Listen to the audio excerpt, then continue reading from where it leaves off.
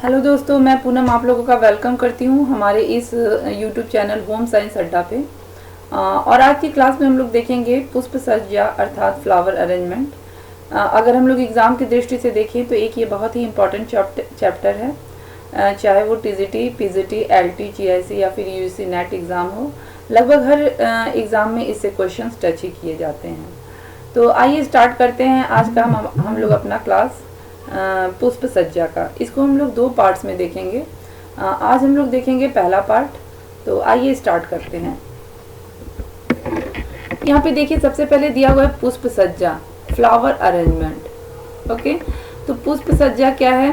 पुष्प सज्जा एक ऐसी व्यवस्था है जो मानव के प्रेम, सुख, आनंद एवं उल्लास को जो है वो व्यक्त करने का साधन है। तो ये सच बात है।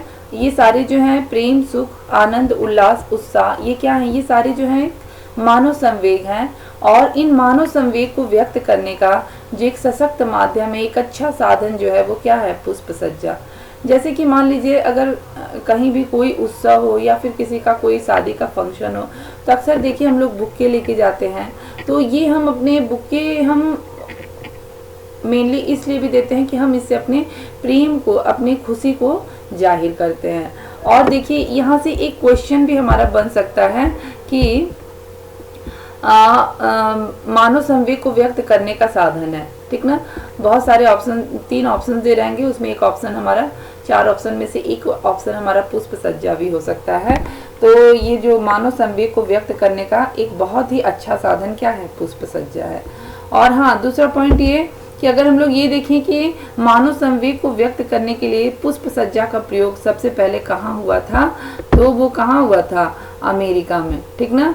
अमेरिका में जो है वो पुष्प सज्जा मानव संवेग की अभिव्यक्ति के लिए जो है वो सबसे पहले क्या किया गया था? पुष्प सज्जा का जो है वो प्रयोग किया गया था, ठीक। तो कहाँ हुआ था सबसे पहले? ध्यान दीजिएगा, अमेरिका में जो है वो सबसे पहले पुष्प सज्जा का प्रयोग किया गया था मानव संवेग को व्यक्त करने के लिए।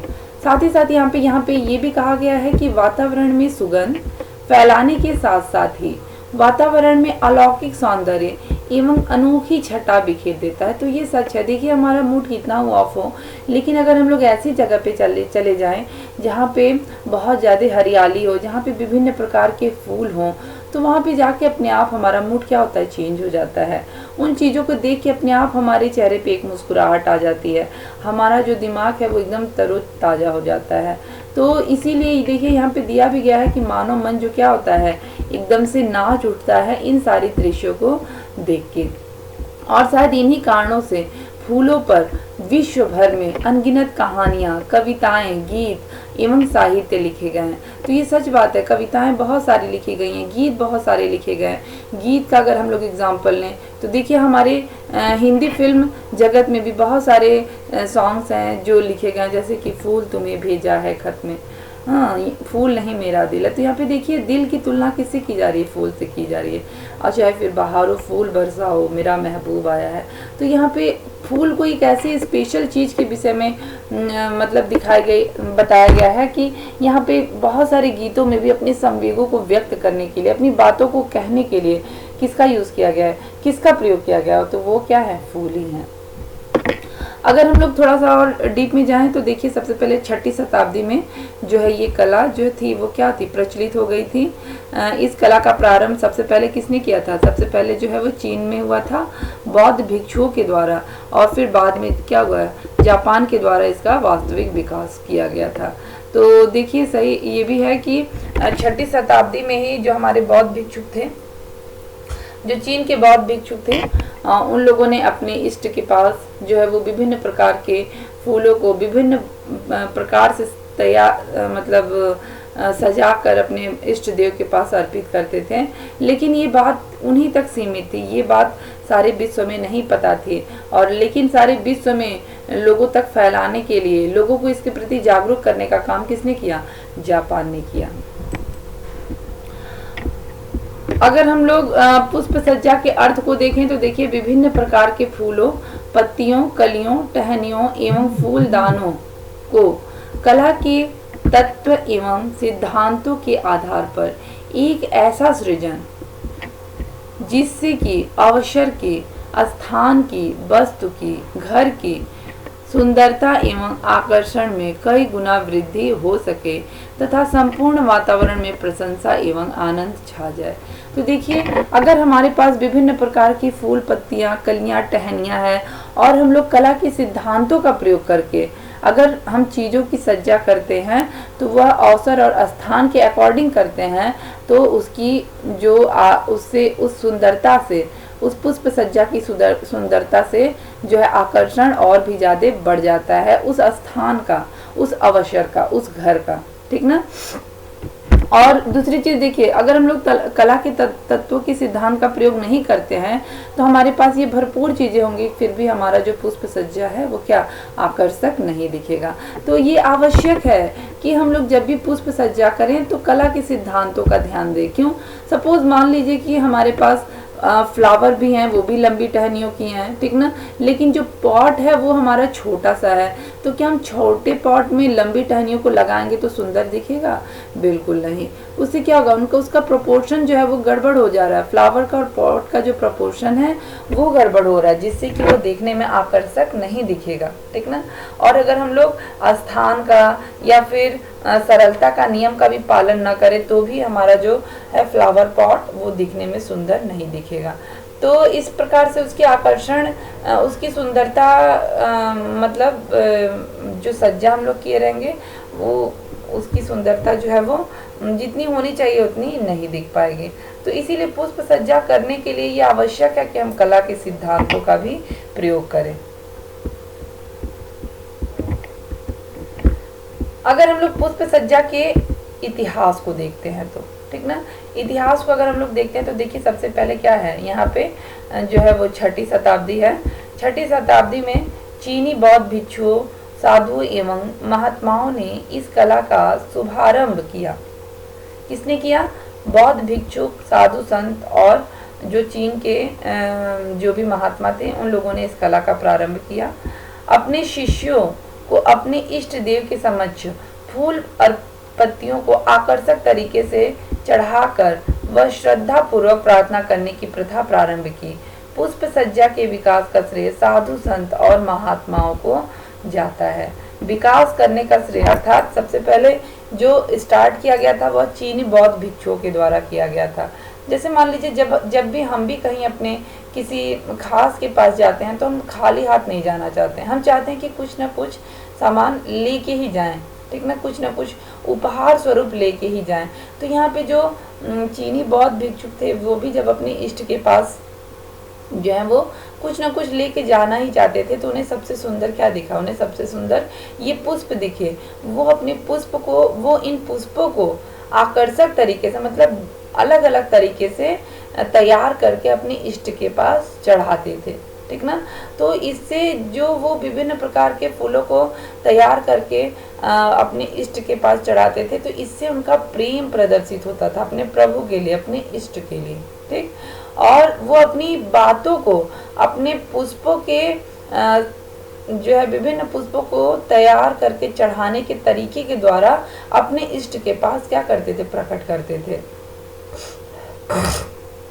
तो ये काम जो है सबसे पहले जो है वो साधु संत और महात्माओं के द्वारा तैयार, मतलब प्रारंभ किया गया। लेकिन ये जो चीन के बौद्ध भिक्षुक हैं, इन्होंने अपनी इस कला को अपने तक ही सीमित रखा।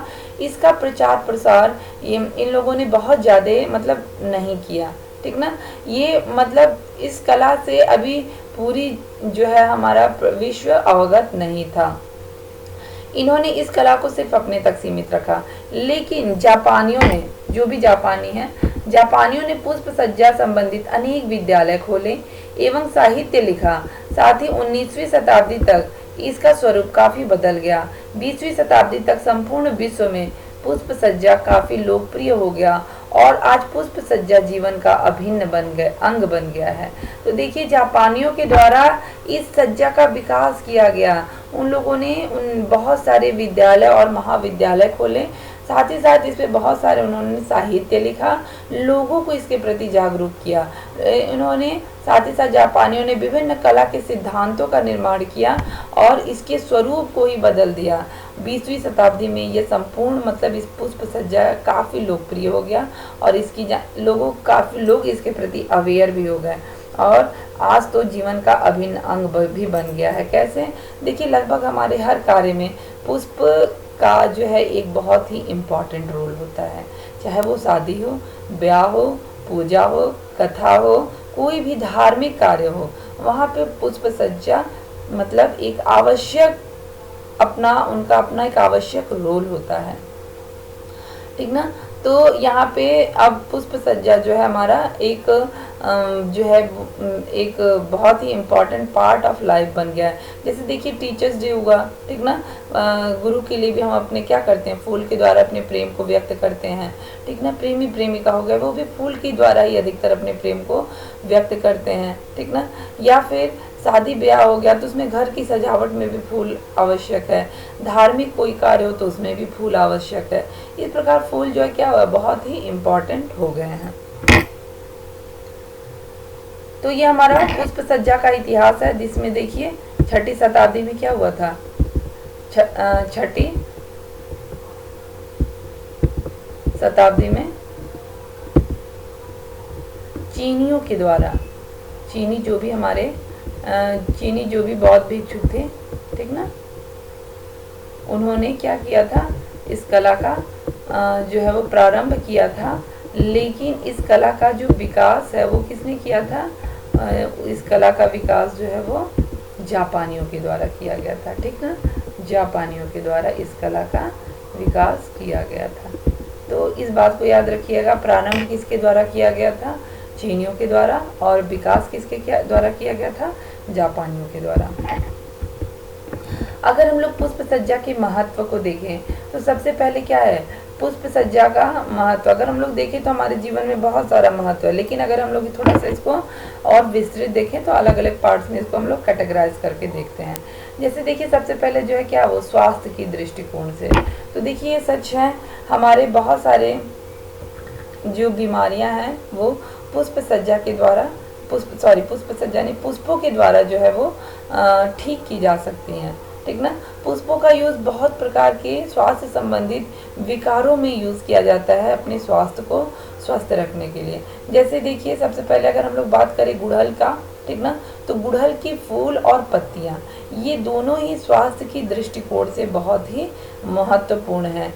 उसके गुड़हल के फूल से भी विभिन्न प्रकार की बीमारियां जो हैं वो ख़त्म होती हैं अगर उसका सेवन किया जाए। अगर उसको हेयर ऑयल में यूज़ किया जाए, ठीक ना, अगर गुड़हल के पुष्पों का यूज़ हेयर ऑयल में किया जाए तो इससे क्या होता है, इससे हमारे बाल स्वस्थ रहते हैं, साथ ही साथ सुंदर होते हैं और झड़ने की समस्या कम होती है। अगर हम लोग गुड़हल के फूल की बात करें, गुड़हल की फूल की बात हो रही है, तो गुड़हल के फूल में ये बहुत ही अच्छी क्वालिटी होती है, ये हमारे हेल्थ को बहुत ही अच्छा रखता है। गेंदे की फूल की बात करें तो गेंदे का फूल जो है वो उसकी पत्तियां अक्सर चोट वगैरह में, अगर उसके पत्तियों को रगड़ के उसके रस को चोट वगैरह पे गिराया जाए तो जो खून का रिसाव होता है वो कम हो जाता है, यहाँ तक कि बंद भी हो जाता है। तो इस प्रकार से गुड़हल के फूल की पत्तियों का भी यूज़ करके हम लोग जो अपने स्वास्थ्य को स्वस्थ रख सकते हैं। दूसरी चीज़ देखिए, गुलाब जल एक बहुत ही ज़्यादा यूज़ की जाने वाली एक प्रोडक्ट है, और गुलाब जल जो है वो स्पेशली यूज़ हम किसे करते हैं, अपने स्किन को स्वस्थ रखने के लिए। साथ ही साथ आँखों में अगर कोई समस्या हो हल्की फुल्की तो वहाँ पे भी हम लोग गुलाब जल का यूज़ करके आँखों की समस्या को दूर कर सकते हैं, ठीक ना। तो इस प्रकार से विभिन्न ये फ्लावर्स हैं, इनकी पत्तियाँ हैं जिनका यूज़ हम करके अपने स्वास्थ्य को स्वस्थ रख सकते हैं। तो इस प्रकार से स्वास्थ्य की दृष्टिकोण से भी यह एक इम्पॉर्टेंट मतलब पुष्प जो है वो बहुत ही इम्पॉर्टेंट है। धार्मिक दृष्टिकोण से अगर हम लोग धार्मिक दृष्टिकोण से देखें तो भी पुष्प बहुत ही आवश्यक है। हमारे हर प्रकार के धार्मिक कार्य में फूल जो है वो आवश्यक है, चाहे वो मंदिर का कार्य हो या फिर शादी विवाह का कार्य हो, वहाँ पे पुष्प सज्जा के द्वारा ही हम उस एरिया को, उस स्थान को सुंदर बनाने का कार्य करते हैं। साथ ही साथ हम लोग अपने प्रभु पे पुष्प को ही अर्पित करके अपनी आस्था को, अपने प्रेम को भी हम लोग व्यक्त करते हैं, ठीक ना। और दूसरी चीज़ अगर हम लोग देखें तो हमारे अगर हम लोग हिंदू धर्म की बात करें तो विभिन्न देवताओं के लिए विभिन्न प्रकार के फूलों का भी और उनके रंगों का भी निर्धारण कर दिया गया है, ठीक ना। जैसे मान लीजिए अगर हम लोग धार्मिक दृष्टिकोण से देखते हुए भोले बाबा की बात करें तो उनके लिए सफ़ेद फूल या फिर कमल के फूल का जो है वो रखा गया है, ठीक ना। तो इसी प्रकार से विभिन्न फूलों का भी निर्धारण कर दिया गया है अपने इष्ट देवों के लिए। वातावरण को सुंदर एवं स्वस्थ बनाने हेतु तो देखिए पुष्प जो होते हैं ये बहुत ही, इनका पुष्प या फिर उनकी पत्तियां या पेड़ पौधे, इनका बहुत ही इम्पोर्टेंट रोल होता है वातावरण को स्वस्थ बनाने के लिए। मतलब ये इनकी वजह से ही वातावरण में सजीवता आ जाती है, ठीक ना। और कैसा भी वातावरण हो, ठीक ना, अगर वहाँ पे भरपूर फूल पत्तियां हैं तो मनुष्य का जो मन है वो वहाँ पे प्रसन्नचित हो जाता है। वो अपनी विभिन्न प्रॉब्लम्स को या फिर समस्याओं को भूल के उस वातावरण में एकदम से वो क्या हो जाता है, खो जाता है। तो ये सारी चीज़ें जो है वो पुष्प की ही देन है। पुष्प साथ ही साथ वातावरण को स्वस्थ भी बनाते हैं, अर्थात वो वातावरण से कार्बन डाइऑक्साइड को लेके ऑक्सीजन छोड़ते हैं, जिससे कि वातावरण में, ठीक ना, ऑक्सीजन की मात्रा भरपूर रहती है, जो कि मानव के लिए अति आवश्यक है। तो इस प्रकार से जो पुष्प हैं वो वातावरण को स्वस्थ भी बनाते हैं और सुंदर भी बनाते हैं। सजावट हेतु प्रयोग, अगर हम लोग सजावट हेतु प्रयोग को देखें तो पुष्पों का प्रयोग लगभग हर जगह सजावट के लिए होता है, चाहे वो दिवाली हो, चाहे शादी विवाह का घर हो, या फिर कोई फंक्शन हो, या फिर हमारे स्कूल कॉलेजेस में कोई फंक्शन हो, या फिर मंदिरों को सजाने का कार्य हो। तो इसमें जो सबसे इम्पोर्टेंट रोल होता है वो किसका होता है, फूलों का ही होता है, ठीक ना। फूलों के द्वारा हम चाहते हैं कि पूरे घर को इतना सुंदर सजा दें कि हमारा घर भी पूरा दुल्हन के लुक में आ जाए। तो फूलों के बगैर तो हम लोग सजावट की कल्पना भी नहीं कर सकते हैं। और स्पेशली अगर हम लोग बात करें शादी के मंडप की तो पूरा मंडप भी फूलों के द्वारा तैयार किया जाता है। तो फूलों का एक बहुत ही इम्पॉर्टेंट रोल होता है सजावट में। अगर हम लोग दिवाली में बात करें तो दिवाली में देखिए एक कंपटीशन सा लग जाता है कि उनके घर पे इतना फूल लगा तो हमारे घर पे भी इतना फूल लगना चाहिए, हमारा घर का हर एक कोना फूल से एकदम महकना चाहिए, हर जगह फूल लगे होना चाहिए। तो इस प्रकार से हम लोग सजावट हेतु भी फूलों का प्रयोग करते हैं। मानव संवेग मनोभाव की अभिव्यक्ति, तो हम लोगों ने फर्स्ट लाइन में ही पढ़ा था कि मानव जो है अपने प्रेम, उल्लास, उत्साह, उमंग को किसके द्वारा व्यक्त करता है, पुष्प सज्जा के द्वारा ही व्यक्त करता है।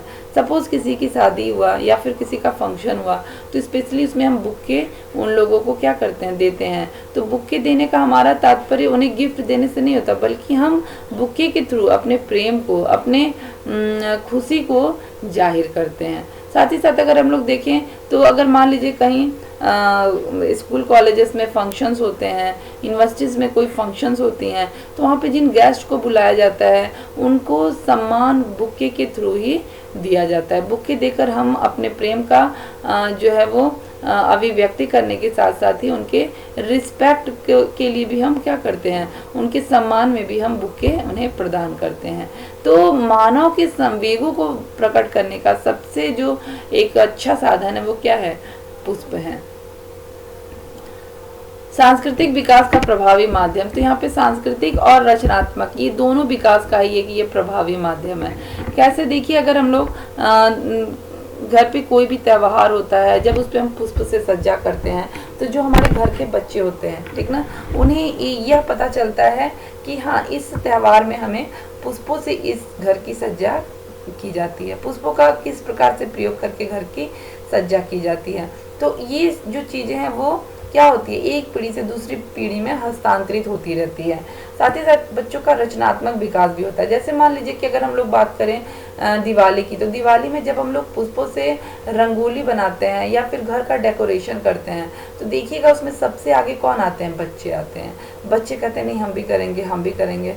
तो उनका क्या होता है, उनका बच्चों का जो है वो एक रचनात्मक विकास होता है, क्योंकि जब बच्चे हमारे साथ करते हैं तो साथ ही साथ हम बच्चों को सिखाते भी हैं कि कार्य को कैसे करो तुम लोग, हाँ इसको अगर तुम लोग बना रहे हो फूलों को, तो कैसे तुम लोग इसका रंगोली बनाओ कि देखने में खूबसूरत लगे। तो इस प्रकार से हमें पता भी नहीं चलता और बच्चे हमारे साथ क्या करते हैं, सीखते रहते हैं। घर में शादी विवाह हुआ तो देखिए दुल्हन के आगमन के लिए भी क्या किया जाता है, फूलों का ही प्रयोग किया जाता है, ठीक ना। तो इस प्रकार से विभिन्न सजावट के साथ साथ सांस्कृतिक विकास का भी एक प्रभावी माध्यम है, और साथ ही साथ जो घर के बच्चे होते हैं या फिर जो अन्य सदस्य होते हैं उनका भी इसमें रचनात्मक विकास होता रहता है। तो इस प्रकार से अगर हम लोग देखें तो पुष्प सज्जा का जो ये महत्व है, सबसे पहले क्या है, स्वास्थ्य की दृष्टिकोण से, देन धार्मिक दृष्टिकोण से, तीसरा हमारा पॉइंट क्या है, वातावरण को स्वस्थ एवं सुंदर बनाने हेतु, चौथा है सजावट में हेतु प्रयोग, पांचवा है मानव संवेग एवं मनोभाव की अभिव्यक्ति, और छठा तथा आखिरी है सांस्कृतिक विकास का प्रभावी माध्यम।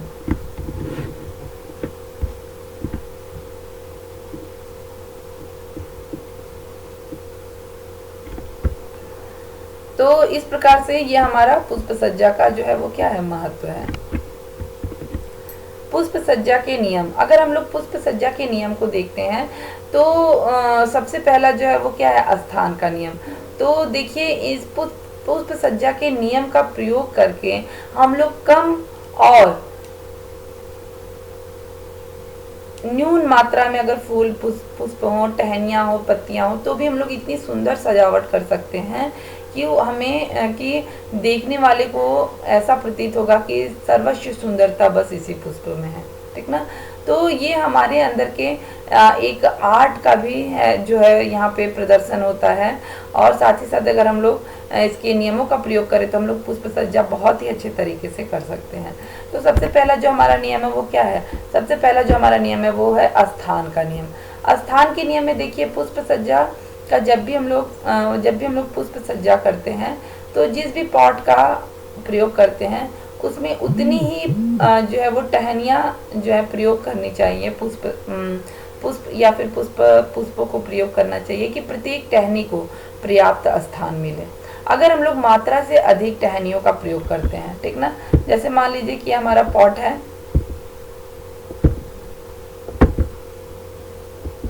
और इसमें हम लोग क्या करते हैं, इसमें हम लोग बहुत सारी टहनियों का प्रयोग करते हैं, ऐसे ये हमारी सारी क्या है, पुष्प टहनियाँ हैं। अगर हम लोग इस प्रकार से बहुत सारी टहनियों का प्रयोग करते हैं तो यहाँ पे देखिए कैसे भाव पैदा हो रहे हैं, यहाँ पे क्लिष्टता का भाव, भीड़ भाव का जो है वो भाव पैदा होता है। साथ ही साथ यहाँ पे जो है वो प्रत्येक पुष्प की टहनियों की स्पष्टता भी कम हो जाती है, जो देखने में आकर्षक नहीं दिखती है। लेकिन वहीं पे अगर हम लोग देखिए कम पुष्प, अगर हम लोग जो पॉट है उसमें उतना ही पुष्प का प्रयोग करें जितनी कि उसमें आ सकती हैं, तो प्रत्येक टहनी को जो है वो पर्याप्त स्थान मिलता है। साथ ही साथ उसमें सरलता के भाव व्यक्त होते हैं और वो दिखने में भी सुंदर लगता है। इस प्रकार से देखिए, इस प्रकार से यहाँ पे भीड़ भाड़ का भाव जो है वो क्या होता है, कम दिख रहा है, जिससे कि ये दिखने में सुंदर लगता है। तो ये स्थान का नियम है। स्थान के नियम में स्पष्ट है कि हम उतनी ही टहनियों का प्रयोग करें जितनी कि उसमें अच्छे से आ जाए और प्रत्येक टहनी को उसको अपना स्थान मिले, ठीक ना। क्योंकि अगर हम लोग मात्रा से अधिक टहनियों का प्रयोग करेंगे और उसमें ठूस ठूस के टहनियाँ डाल देंगे तो उस कंडीशन में क्या होगा, टहनियों को उनको पर्याप्त स्थान नहीं मिलेगा, देखने से भीड़ भाड़ का और उसमें भीड़ भाड़ का भाव जो है वो व्यक्त होगा, और साथ ही साथ जितनी खूबसूरती से प्रत्येक फूल को दिखना चाहिए उतनी खूबसूरती से वो पुष्प नहीं दिखेंगे। तो ये स्थान का नियम है। दूसरा है सरलता का नियम। तो देखिए अगर हम लोग स्थान के नियम को फॉलो करते हुए पुष्प सज्जा करते हैं तो सरलता का नियम अपने आप लागू हो जाता है। अर्थात देखिए अगर हम लोग इतना भर के पुष्प सज्जा का करते हैं, जैसे कि इतनी टहनियाँ और डंटियाँ भर के अगर हम लोग पॉट में रखते हैं तो यहाँ पे क्लिष्टता का भाव पैदा होता है, यहाँ पे सरलता का भाव नहीं पैदा होता है। लेकिन अगर हम लोग कम मात्रा में यहाँ पे रखते हैं, उतनी ही रखते हैं जितनी की आवश्यकता है, तो यहाँ पे सरलता का भाव अपने आप पैदा हो जाता है, ठीक ना। इससे क्या होता है, सरलता के भाव से आकर्षण भी पैदा होता है पुष्प सज्जा में, ठीक ना। लेकिन अगर भीड़ भाव है तो वहाँ पे आकर्षण कम पैदा होता है। अगर हम लोग कम पुष्प की टहनियाँ लगाएं और प्रत्येक को पर्याप्त स्थान मिले तो अपने आप यहाँ पे सरलता का भाव पैदा हो जाता है, और सरलता का भाव की वजह से यहाँ पे आकर्षण भी अपने आप उत्पन्न हो जाता है। तो ये जो है वो सरलता का नियम है। अगला हमारा है फूलदान के माप का नियम। तो देखिए फूलदान के माप का नियम जो है एक बहुत ही इम्पोर्टेंट है। अगर हम लोग फूलदान के माप का नियम नहीं रखेंगे तो कितना हो अच्छी हमारे पास टहनियाँ क्यों ना हो, कितने ही अच्छे हमारे पास पुष्प क्यों ना हो, वो दिखने में आकर्षक नहीं दिखेंगे। तो ये आवश्यक है कि पुष्प की जो है फूलदान के माप का नियम का मतलब पूर्ण जानकारी होना चाहिए और उसी के अनुसार पुष्प सज्जा करनी चाहिए। तो फूलदान के माप का नियम का अर्थात यह है कि अगर मान लीजिए जो हमारा फूलदान है, हाँ, अगर उसमें लंबी टहनियाँ लगानी है तो हमारा फूलदान भी क्या होना चाहिए, लंबा होना चाहिए, छोटा नहीं होना चाहिए, ठीक ना। अगर हम लोग यहाँ पे देखें तो जब भी हम लोग पुष्प विन्यास मतलब फूल विन्यास करते हैं तो फूलदान चाहे किसी भी आकार का क्यों न हो, उसकी लंबाई एवं चौड़ाई का ज्ञात करके उसमें कुल नाप का आधा और जोड़ दिया जाए तो यह लंबाई और चौड़ाई पुष्प सज्जा की होनी चाहिए। मतलब कि पहले हम लोग फूलदान की लंबाई और चौड़ाई को नाप के, ठीक ना, उसमें कुल माप का जो आधा है वो हम लोग किस में जोड़ देंगे, फ्लावर्स की टहनियों में जोड़ देंगे। तो उतनी लंबी फ्लावर्स की टहनियाँ हमें क्या करनी है, फूलदान में यूज़ करनी है। जैसे मान लीजिए यदि एक फूलदान की लंबाई जो है कितनी है, 6 इंच है और उसकी चौड़ाई कितनी है, 4 इंच है। ओके, तो पुष्प सज्जा के लिए जो लंबाई होगी वह 9 इंच और चौड़ाई 6 इंच होनी चाहिए। ये जो अनुपात है ये सबसे अच्छा अनुपात है। जैसे मान लीजिए कि पुष्प की फूलदान की जो लंबाई है वो कितनी है, 6 इंच है।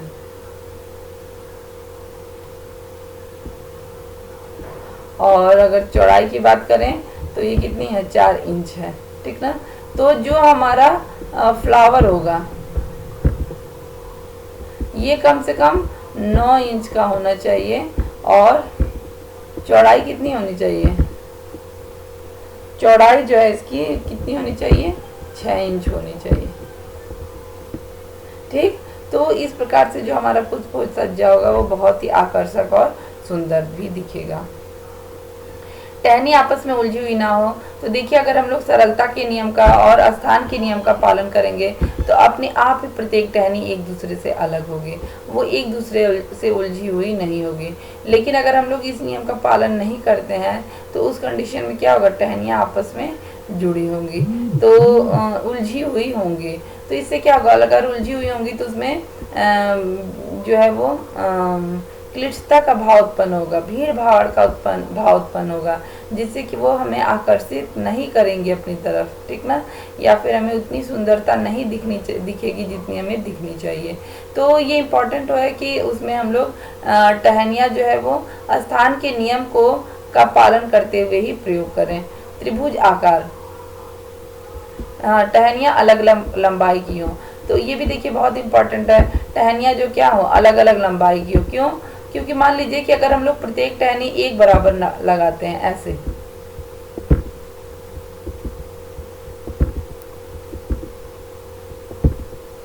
तो पुष्प सज्जा हमारी कैसी होगी, ऐसी होगी जो कि बिल्कुल भी आकर्षक नहीं दिखेगी। लेकिन अगर हम लोग पुष्प सज्जा में जो है वो फूलों की विभिन्न टहनियों को अलग अलग रखेंगे तो कैसी होगी, ऐसे देखिए। जैसे मान लीजिए कि हमारा ये क्या है, ये हमारा टॉप है, सबसे लंबी टहनी ये है, उसके बाद से ये है, उससे भी बड़ी ये है, उससे बड़ी ये है।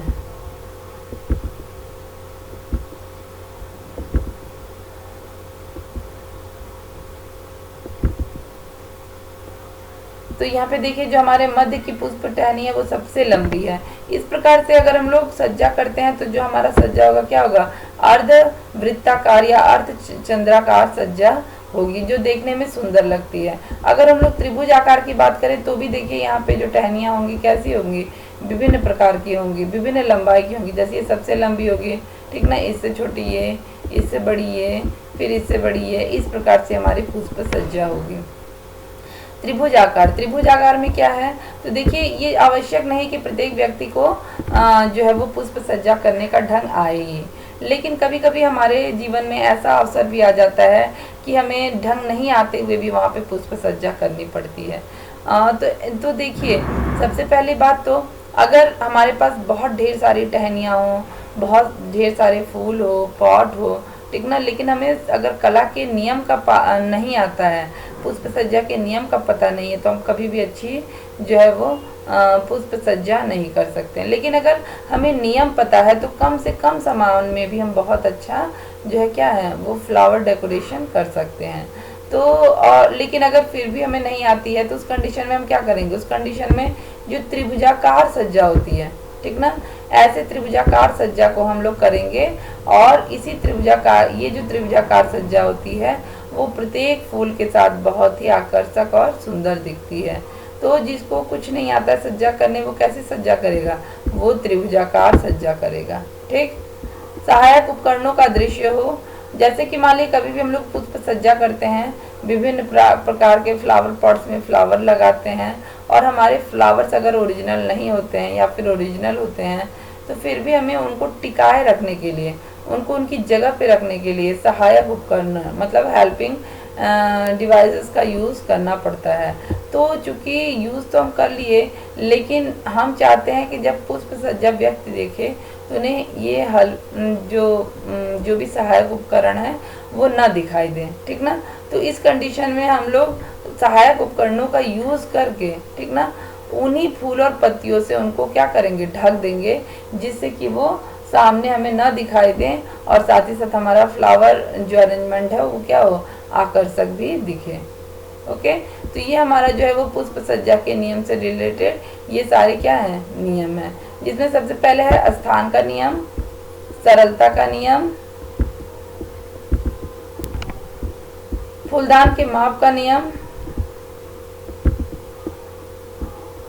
टहनी आपस में उलझी हुई ना हो,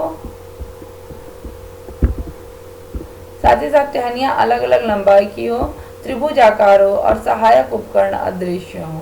तो ये हमारे इतने रूल्स जो हैं वो किससे रिलेटेड है, पुष्प सज्जा के नियम हैं।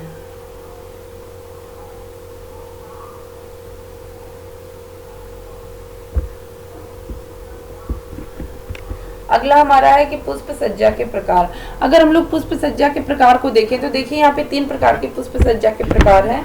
सबसे पहला क्या है, परंपरागत शैली है, उसके बाद है विदेशी शैली, फिर है आधुनिक शैली। तो अगर हम लोग परंपरागत शैली को देखें तो इसको ट्रेडिशनल स्टाइल भी कहा जाता है। इस स्टाइल में क्या होता है, इस स्टाइल में फ्लावर्स और फ्लावर पॉट इम्पॉर्टेंट होते हैं, लेकिन कलर इम्पॉर्टेंट नहीं होता। जैसे मान लीजिए कि हम लोग बात करते हैं, अगर फ्लावर लाइट कलर का है और हम लोग पॉट का यूज़ डार्क कलर में करते हैं तो वो पुष्प सज्जा देखने में आकर्षक दिखती है। लेकिन यहाँ पे देखिए फ्लावर और फ्लावर पॉट इम्पॉर्टेंट है, लेकिन कलर इम्पॉर्टेंट नहीं है। विदेशी शैली फॉरेन और वेस्टर्न स्टाइल है, आधुनिक शैली मॉडर्न स्टाइल है। इसको थोड़ा और गहराई में हम लोग देखें तो देखिए परंपरागत शैली 6वीं शताब्दी से चली आ रही पुष्प सज्जा, फूल तथा गुलदस्ता की इसमें प्रधानता है। ठीक, फूल तथा गुलदस्ता की इसमें प्रधानता है, रंगों का महत्व नहीं दिया जाता है। विदेशी शैली में क्या है, इसे जापानी शैली या पूर्व देशीय शैली या लटकती हुई पुष्प सज्जा के नाम से भी जाना जाता है। जापानी पुष्प सज्जा में फूलों की सजावट में आत्मा के अमरत्व को प्रदर्शित करना कहते हैं। उनका ऐसा मानना है कि मानव जीवन अल्पकालीन है मगर आत्मा क्या है, अमर है। मतलब कि कहने का तात्पर्य है कि जो जापानी पुष्प सज्जा करते हैं वो फूलों को अपने आप से इतनी ज़्यादा उनका अटैचमेंट रहता है, या फिर उनका फूलों से इतना ज़्यादा जुड़ाव रहता है कि वो फूलों की सजावट के द्वारा, ठीक ना, अपने आत्मा को अमृतता को प्रदर्शित करते हैं। और साथ ही साथ उनका यह भी मानना है कि जीवन क्या है, अल्पकालीन है, और ये विभिन्न प्रकार की पुष्प सज्जा से ही हमें क्या मिलेगा, मोक्ष की प्राप्ति मिलेगी और हमारी आत्मा क्या होगी, अमर होगी। ठीक ना, तो यहाँ पे कहने का तात्पर्य यही है कि जो जीवन काल है वो क्या है, अल्पकालीन है। जीवन अल्पकालीन है मगर आत्मा क्या है, अमर है। तो यहाँ पे देखिए इनका कितना ज़्यादा जापानियों का जुड़ाव है पुष्पों से। तो ये हमारी विदेशी शैली है।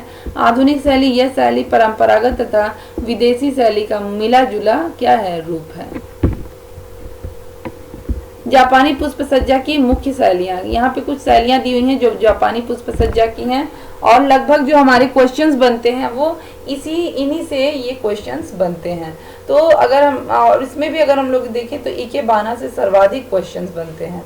तो अगर हम लोग जापानी पुष्प सज्जा को देखते हैं तो देखिए जापानी पुष्प व्यवस्था में सबसे प्रचलित शैली किसकी है, जिसका अर्थ है जीवित फूल, ठीक ना।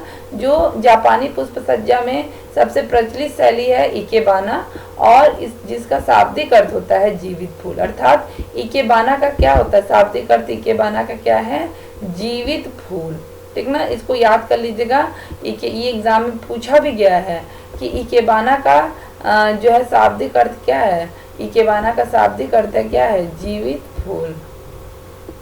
देखिए यहाँ पे इकेबाना आज संपूर्ण विश्व में काफी लोकप्रिय है। इसे चौड़े आकार के फूलदान गमलों में सजाया जाता है, ठीक ना। चौड़े आकार के जो फूलदान होते हैं उनके गमलों में क्या किया जाता है, इनको सजाया जाता है। जापानी पुष्प सज्जा फूल पत्तियों की सामूहिक सज्जा न होकर आध्यात्म का गुण रहस्य है, ठीक ना। यहाँ पे देखिए ध्यान देने वाली लाइन है, आध्यात्म का गुण रहस्य है, ईश्वर के प्रति अनूठा विश्वास छिपा हुआ है, और यह प्रतीक है मनुष्य के नाशवान जीवन और उसके पाश्चात्य अमृतत्व से है, ठीक ना। तो यहाँ पे देखिए साफ कहने का तात्पर्य है कि जो भी पुष्प सज्जा है जापानी या फिर सामूहिक सज्जा है उसको आध्यात्म का गुण रहस्य कहा जाता है। मतलब मेन आध्यात्म का रहस्य किसे कहा जाता है, जापानी पुष्प सज्जा को कहा जाता है। साथ ही साथ ईश्वर के प्रति अनूठा विश्वास छिपा हुआ है। जो हमारे फ्लावर्स होते हैं उनका ईश्वर के प्रति अनूठा विश्वास छिपा होता है, और यह प्रतीक है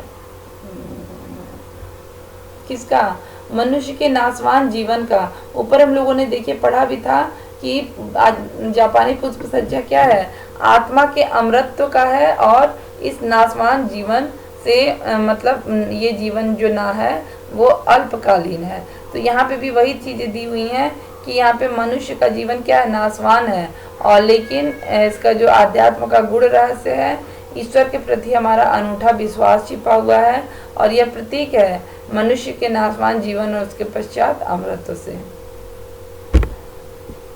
मोरीबाना, मोरीबाना क्या है, तो ये हमारा इकेबाना जो है एक इम्पॉर्टेंट चैप्टर, एक इम्पॉर्टेंट टॉपिक है। इकेबाना में इसका शाब्दिक अर्थ क्या है, जीवित फूल है, और यहाँ पे देखिए सबसे प्रचलित शैली है।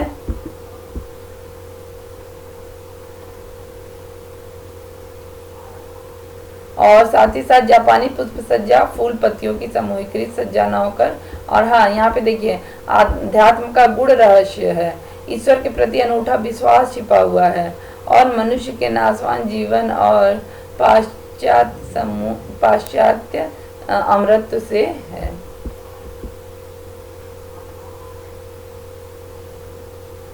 आगे हम लोग बात करते हैं मोरीबाना की। तो मोरीबाना में भी देखिए इसमें चौड़ी एवं उथली फूलों का प्रयोग किया जाता है, चौड़े एवं उथले फूलदानों का प्रयोग किया जाता है। यहाँ पे देखिए थोड़ा सा गड़बड़ हो गया है, यहाँ पे ठीक कर लीजिएगा अगर आप लोग नोट्स बना रहे हो तो। और वैसे भी साथ ही साथ नोट्स भी बनाने चलिए, क्योंकि ये फुल नोट्स जो है नोट्स दे के मैं आप लोगों को बता रही हूँ, और इससे अलग और कुछ भी नहीं है। तो अगर आप लोग नोट्स बना रहे हैं तो यहाँ पे इसको अटैच कर लीजिएगा, यहाँ पे ठीक कर लीजिएगा। मोरीबाना इसमें चौड़े तथा उथले फूलदानों का प्रयोग किया जाता है, मतलब कि इसमें चौड़े फूलदान होते हैं, ठीक ना। तो मोरीबाना में अगर फूलदान चौड़े हैं तो क्या होंगे, और उथले होते हैं मतलब पूरे उनके मुंह का साइज जो होता है क्या होता है, बड़ा होता है। नाजीरे, नाजीरे क्या है, नाजीरे में लंबे आकार के फूलदानों का प्रयोग किया जाता है। नाजीरे में जिन फूलों का प्रयोग किया जाता है, वो फूलदानों का प्रयोग किया जाता है, वो क्या होते हैं, वो लंबे आकार के होते हैं। रिका, रिका क्या है, इसमें लंबी टहनी फूल तथा लंबे पात्र का प्रयोग किया जाता है जो स्वर्ग की तरफ इंगित करता है। तो देखिए लंबी टहनी से यही होता है कि जितनी लंबी हमारी टहनी होती है उतनी लंबी हमारी प्रभु के पास पहुंच होती है, ठीक ना।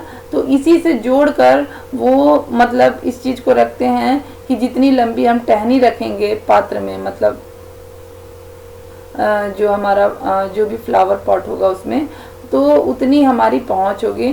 साथ ही साथ ये लंबी टहनियाँ किसको इंगित करती हैं? ऊपर स्वर्ग की तरफ इंगित करती हैं। तो अगर मान लीजिए टहनियाँ लंबी हैं तो नॉर्मल बात है जो हमारा पात्र होगा वो भी कैसा होगा? लंबा पात्र होगा। तो लंबी टहनियों का यूज लंबे पात्र में प्रयोग किया जाता है। और ये लंबी लंबी जो टहनियाँ होती है किसको दिखाती हैं? वो रीका को जो है वो प्रदर्शित करती हैं। शोका क्या है? यह मुख्यतः मेज, अलमारी, फ्रिज, सेल्फ और पैर नहीं है, पर रखी जाती है। अर्थात ये छोटा होता है, इसकी साइज जो होती है क्या होती है? कम होती है। तभी तो ये मेज, फ्रिज, अलमारी पर रखी जाती है। क्योंकि बड़ी अगर फूलदान होगी तो उसको हम लोग मेज, मतलब अगर हमारा फूलदान बड़ा होगा तो मेज पे हम उसको बिल्कुल नहीं रखेंगे, उसको हम फिर कहाँ रखेंगे? फूलदान अगर हमारा लंबा होगा तो उसको हम लोग कहाँ रखेंगे? फर्श पे रखेंगे। लेकिन अगर हमारा फूलदान छोटा होगा तो क्या हम उसको फर्श पे रखेंगे? हाँ, बिल्कुल नहीं। अगर हमारा फूलदान छोटा होगा तो उसको हम लोग मेज पे या फिर टीवी पे, सेल पे या फिर अलमारी पे भी उसको रख सकते हैं। तो यहाँ पे दिया भी हुआ, देखिए ये कम ऊंचाई की होती हैं, काम नहीं बल्कि ये कम है, कम ऊंचाई की होती हैं तथा आधार में त्रिकोण आकृति और औपचारिक आकृति का प्रयोग किया जाता है। अर्थात इनका बेस जो होता है, जो भी फ्लावर पॉट्स होते हैं उनका बेस जो होता है वो नॉर्मली त्रिकोण आकृति का और औपचारिक आकृति का प्रयोग किया जाता है। तोकोनामा क्या है? तोकोनामा जो है यह एक जापानी शब्द है जिसका अर्थ है अपने घरों तथा विभिन्न कांचों में फूलों का सज्जा कर रखना, ठीक ना। तोकोनामा का अर्थ क्या है? अपने घरों तथा विभिन्न कांचों में, मतलब जो पॉट्स होते हैं, फ्लावर पॉट्स, उनमें फूलों को सज्जा कर रखना। तो ये क्या है? ये टोकोनामा है। ये जो है हमारी सबसे इम्पोर्टेंट है जापानी पुष्प सज्जा की 3 रेखाएं, जिसमें देखिए जापानी पुष्प सज्जा में 3 प्रतीक आधार होते हैं जिन्हें 3 टहनियों के माध्यम से अभिव्यक्त किया जाता है। 3 टहनियाँ कौन कौन सी हैं? जैसे मान लीजिए हमारा सिफर रेखा है, ये हमारा सिफर रेखा या फिर जीरो लाइन है। यहाँ से जो 3 टहनियाँ होती है, सबसे पहले ये हमारा होता है जो क्या है? ये स्वर्ग की तरफ इंगित कर रहा है, ठीक ना। देखिए इसको ध्यान से, ये स्वर्ग की तरफ दिखा रहा है, तो ये हमारा क्या होगा? सीन।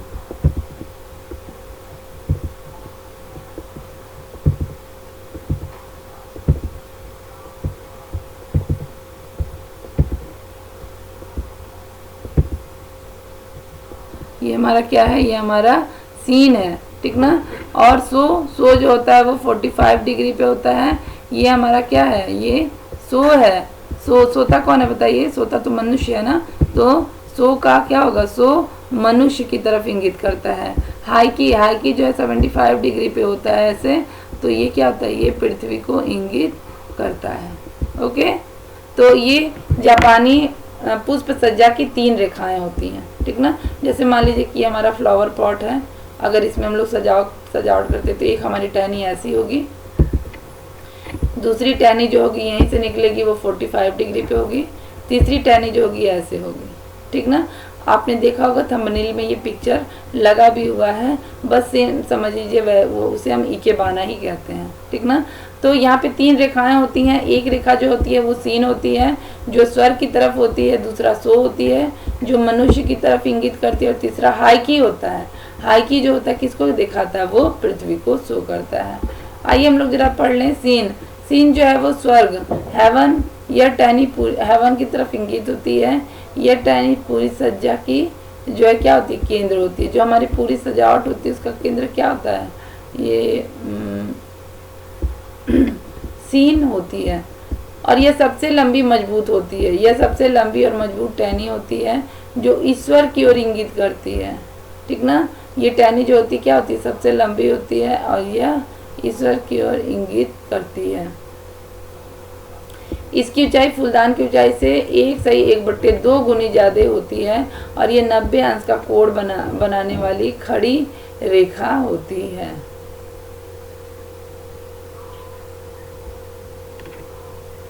अगला हमारा क्या है? अगला हमारा जो है वो सो है मनुष्य। सो जो है किसको इंगित करता है? मानव, मनुष्य को इंगित करता है। ये भी देखिए जापानी पुष्प सज्जा की दूसरी टहनी सो कहलाती है, जो मानव जाति का प्रतीक है। यह 45 डिग्री के कोण पर लगाया जाता है और इसका झुकाव पहली टहनी की ओर होता है। पहली टहनी कौन सी है? पहली टहनी ये हमारी है सीन, ये जो है वो सो है और इधर से क्या होगा? ये हाइकी होगा। तो इसका भी झुकाव किधर होती है? पहली टहनी की तरफ होती है। हाइकी, हाइकी क्या है? पृथ्वी है, अर्थ। यह टहनी सीन तथा सो दोनों की अपेक्षाकृत छोटा तथा पृथ्वी को प्रदर्शित करता है। इससे पहले वाली रेखा पहले वाली दोनों टहनियों की विपरीत दिशा में लगाया जाता है। इसकी लंबाई दूसरी टहनी सो का 3/4 ली जाती है, जो सिफर रेखा से 75 अंश के कोण पर लगाया जाता है। ठीक ना? टहनी जो है सीन तथा सो दोनों की अपेक्षाकृत छोटा होता है, मतलब कि हमारी जो टहनी होती है वो आगे और क्लियर हो जाएगा, छोटी होती है, पृथ्वी को प्रदर्शित करती है। इससे पहले दोनों टहनियों की विपरीत दिशा में लगाया जाता है। इसकी लंबाई दूसरी टहनी सो का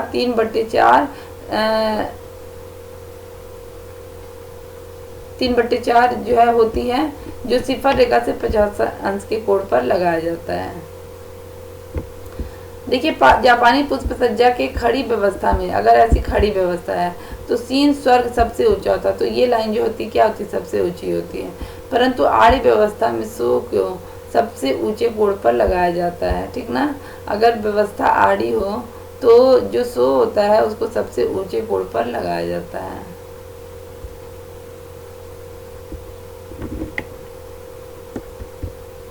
यहाँ पे देखिए और क्लियर हो जाएगा। ये हमारा क्या है? ये हमारा सीन है। तो सबसे पहले देखिए सीन हम किसका देखना चाहेंगे? सीन हमेशा हम लोग अच्छी चीज़ों का देखने चाहेंगे। ठीक ना? तो ये क्या है? ये स्वर्ग की तरफ है। समझिए हम लोग सीन के थ्रू स्वर्ग का सीन हम लोग देख रहे हैं। तो सीन और स्वर्ग इन दोनों को एकदम अच्छे से लर्न कर लीजिए। और चूंकि ये सीधी हैं, ठीक ना, तो ये 90 अंश के कोण पर होती है।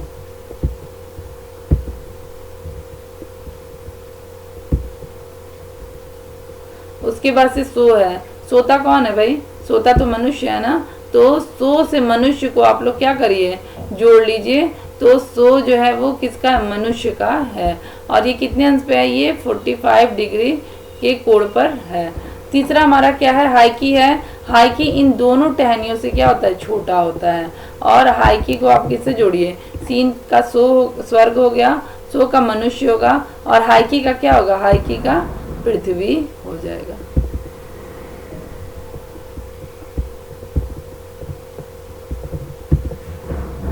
तो ये हमारा क्या है? पृथ्वी है।